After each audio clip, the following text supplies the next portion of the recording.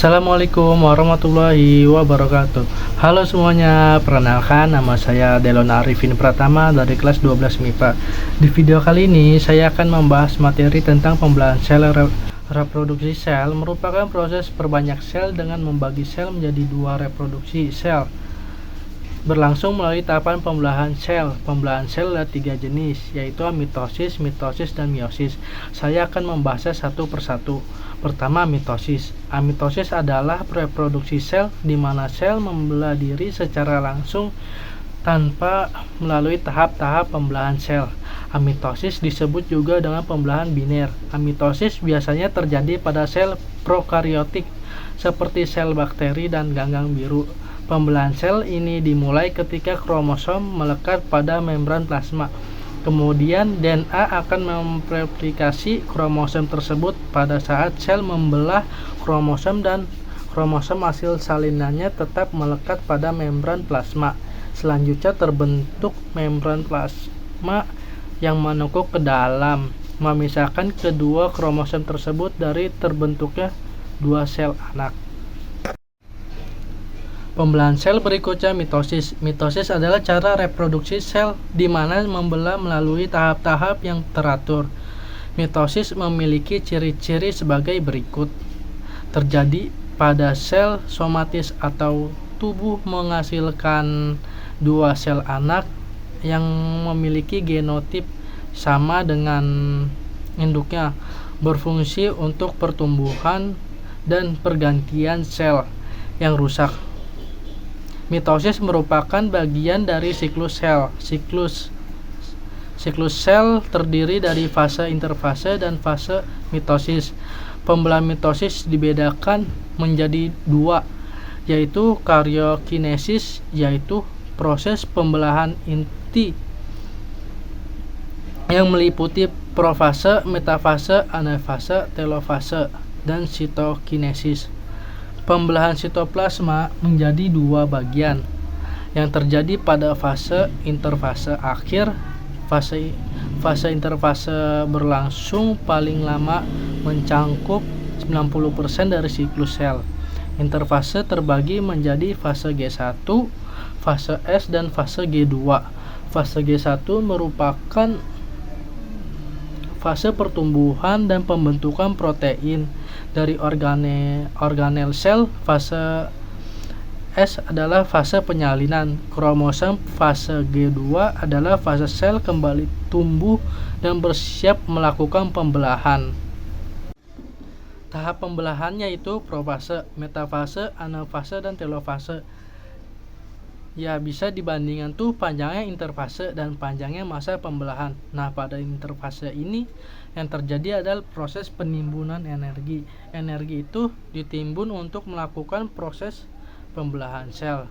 Selain itu, di sini juga nanti akan terjadi di interfase ini akan terjadi pertumbuhan organel-organel, ya, karena untuk membelah organelnya juga harus digandakan. Kemudian tiga fase tadi itu ada G1, G1G, yaitu dari kata berarti ada pertumbuhan dan perkembangan sel serta organel-organelnya. Kemudian dilanjutkan lagi fase kedua yaitu fase S, yaitu sintesis.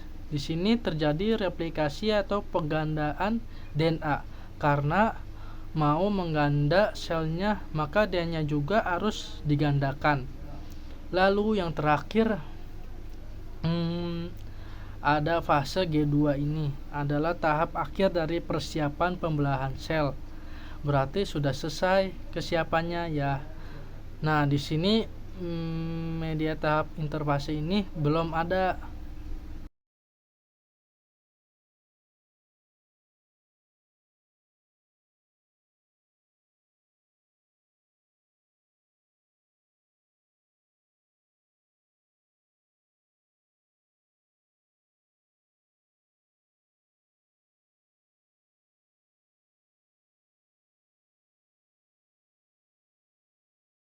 Kromosom.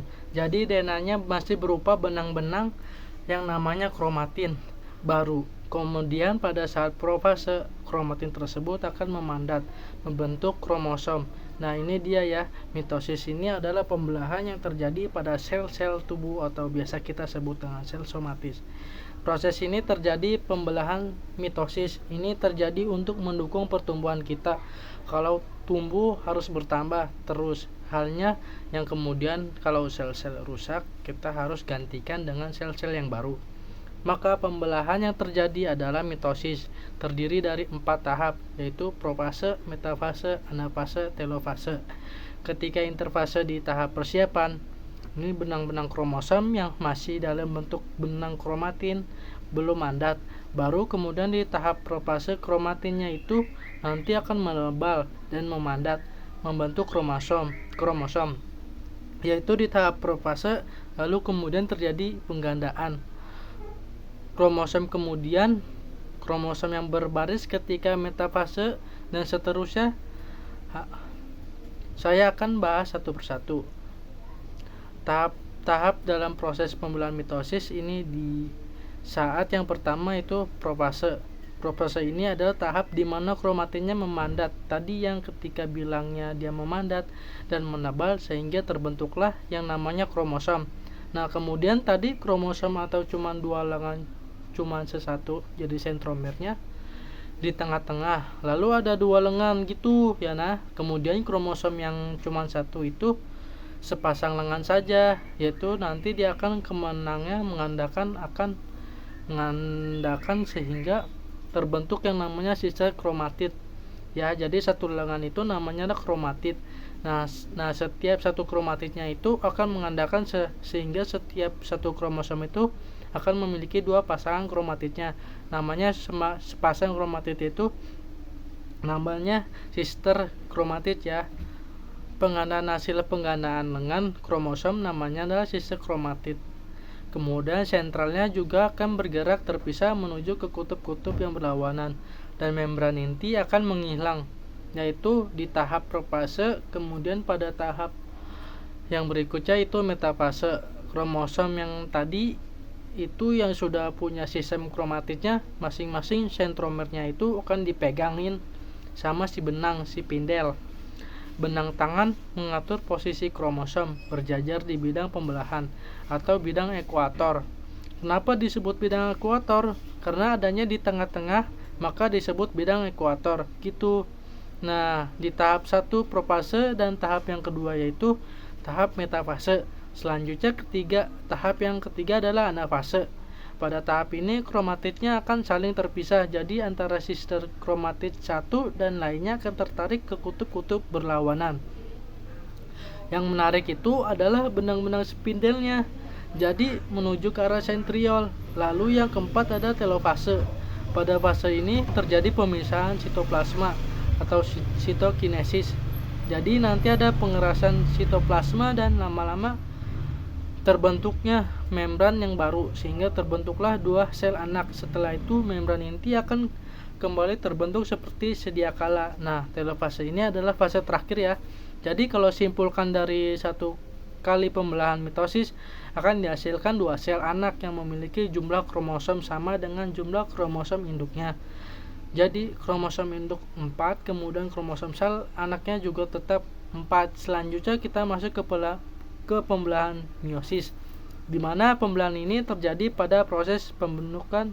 Selanjutnya kita masuk ke pembelahan meiosis, di mana pembelahan ini terjadi pada proses pembentukan sel-sel gamet atau sel kelamin.